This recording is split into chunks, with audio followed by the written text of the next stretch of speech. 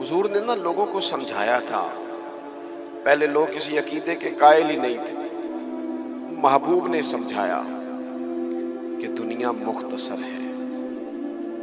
حضور نے بتایا کہ مرنے کے بعد ہمارے لیے جو قبر ہے اس کو صرف ایک پہلو نہ سمجھ لینا، وہ گڑھا بھی ہے دوزخ کا لیکن وہ جنت کا باغ بھی ہے۔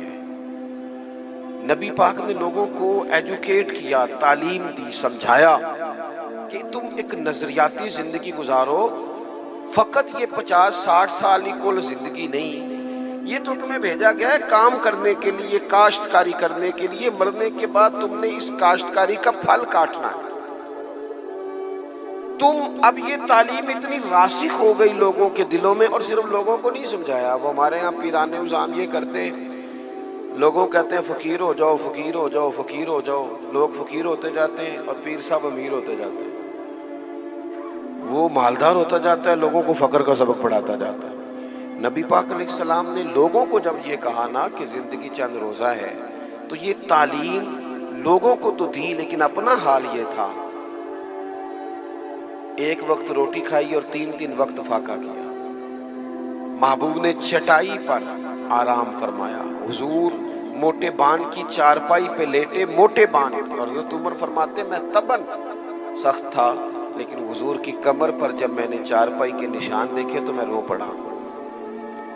یا رسول اللہ، اللہ کے دشمن اتنی موج میں ہیں اور آپ تو حضور نے، ایک تو یہ ہے نا کہ آپ کی پیار میں کوئی رو رہا ہے تو بندہ کہے کوئی نہیں بس حالات ایسے، نہ محبوب نے نظریہ بیان کیا، نظریہ فرمایا عمر تم پسند نہیں کرتے کہ وہ تھوڑی سی دنیا میں آسانی دیکھیں اور آخرت میں رسوا ہو جائیں، اور ہم دنیا میں تھوڑی سی مشکل دیکھیں اور آخرت کی ساری عزت اللہ ہمیں ہی عطا فرما دے۔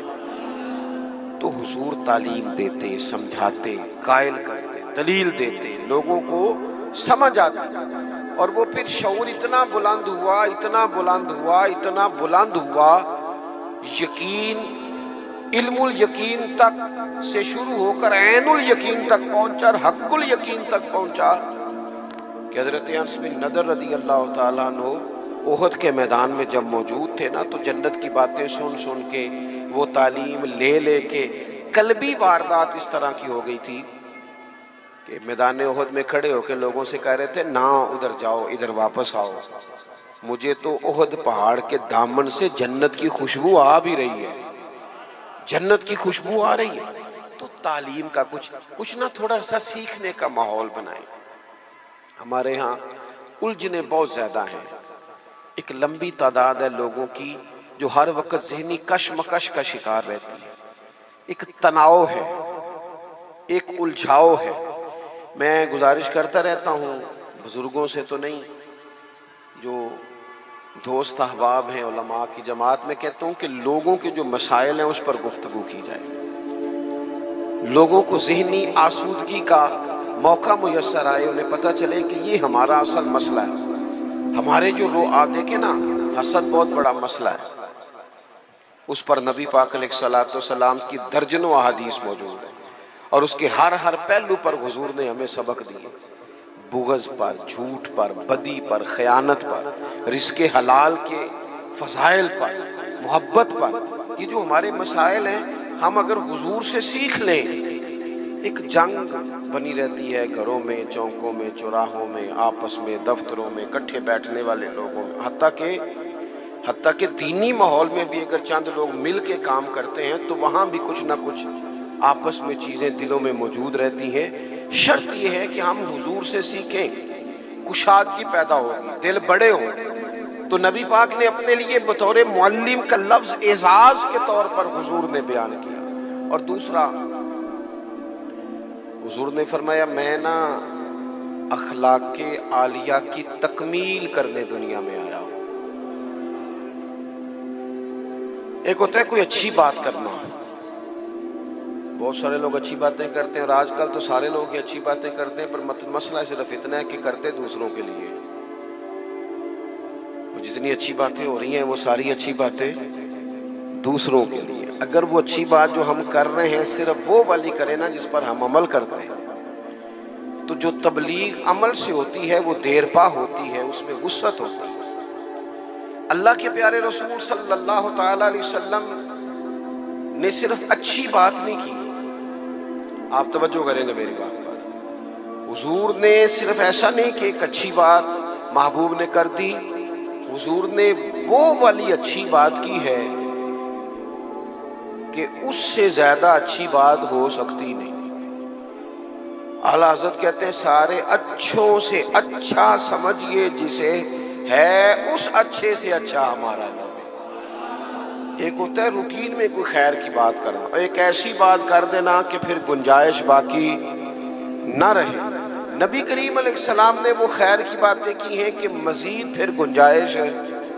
یہ جو ہمارے یہاں مصیبت بن گئی ہے نا کہ ہم نے وہاں سے بھی سیکھنا ہے دانش، وہ ہمارے اسکولوں کالجوں کی دیواروں پر انگریزوں کے قول بھی لکھ دیے۔ تو میں کہتا ہوں کیا احادیث ساری یاد ہو گئی تھی بچوں کو؟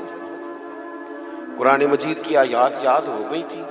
اور کیا کوئی ایسی بات تھی جو حضور نے بیان نہ کی ہو، جو آپ کو ادھر ادھر جانا پڑا؟ اللہ کے پیارے رسول صلی اللہ تعالی علیہ وسلم نے تکمیل کر دی اخلاق عالیہ، بلندی اخلاق جہاں تک جا سکتے تھے وہ ساری چیزیں حضور نے ہمیں دی ہیں۔ اخلاق کی کوئی ایسی بات نہیں جو رسول پاک صلی اللہ تعالی علیہ وسلم نے ہمیں نہ بتائی ہو، اور وہ باتیں ہمیں یاد بھی ہیں۔ بس مسئلہ یہ ہے کہ تقریریں، میں آج کل یہ دیکھتا ہوں کہ آپ آ جائیں جی، آپ یہاں بھی بیان کر دیں، آپ تھوڑا وہاں بھی کر لیں، تھوڑا وہاں بھی کر لیں۔ تو میں یہ اکثر کہتا ہوں دوستوں سے کہ اگر تو تقریریں ہیں فقط کانوں کی لذت کے لیے، پھر تو سارا دن سنو، اور اگر عمل کے لیے ہے نا تو پھر میرا خیال ہے 20 منٹ اگر کسی نے کوئی بات سن رکھی ہے تو عمل کے لیے کافی ہے، وہ عمل کے لیے کافی ہے۔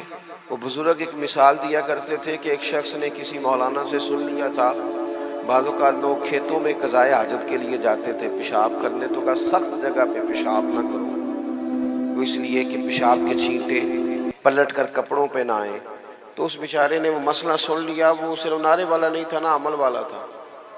اس نے پھر نہ اپنی رومال میں ریت باندھ کے کندھے پہ رکھ لی، جہاں اسے قضائے حاجت کا موقع آتا وہ پہلے ریت رکھتا، اس میں وہ پیشاب کرتا تاکہ میرے کپڑوں کو۔ تو کسی نے کہا چل دوبارہ محفل میں جانا ہے، کوئی سننا ہے، تو کہنے لگا نا بھائی بس، جو ایک مسئلہ سنا تھا اس کے لیے کندھے پہ ریت اٹھائے پھرتا ہوں۔ یہ ایک سادی بات ہے لیکن سمجھنے کے لیے ہے، اگرچہ آپ ہنسے پر سمجھنے کے لیے ہے نا، کہ جن کا عمل کرنے کا مزاج تھا وہ تو یہاں تک تھے، اور جن کا خیال یہ کہ اب ویکھیا ساڑی محفل ہوئی پھر راتی پھر آپ مزہ کیا ہے، او ہو کیا بھئی آپ نے اور میں نے یہی تو کام کیا ہے۔ نبی کریم نے بلند اخلاق سکھائے۔ ایک حدیث اگر میرے ملک میں نافذ ہو جائے نا، ایک، کتنی کہہ رہا ہوں؟ ہاں نہ نہیں کرتے آپ، ناراض ہیں؟ کتنی؟ ایک پہ عمل ہو جائے نا، ایک پہ بس، تو سارے مسئلے حل ہو جائیں۔ ایک بات، اور لمبی چوڑی نہیں، حضور کو جو اللہ نے جوامع الکلم عطا فرمائے ان میں سے ایک بات، اللہ کے پیارے رسول علیہ السلام نے فرمایا میرا مومن وہ ہے۔ اتنی بڑی بلند اخلاق کی بات ملے گی نہیں آپ کو۔ فرمایا میرا مومن وہ ہے جو اپنے لیے پسند کرتا ہے وہی اپنے بھائی کے لیے بھی پسند کرتا ہے۔ لو ختم ہو گئی بات۔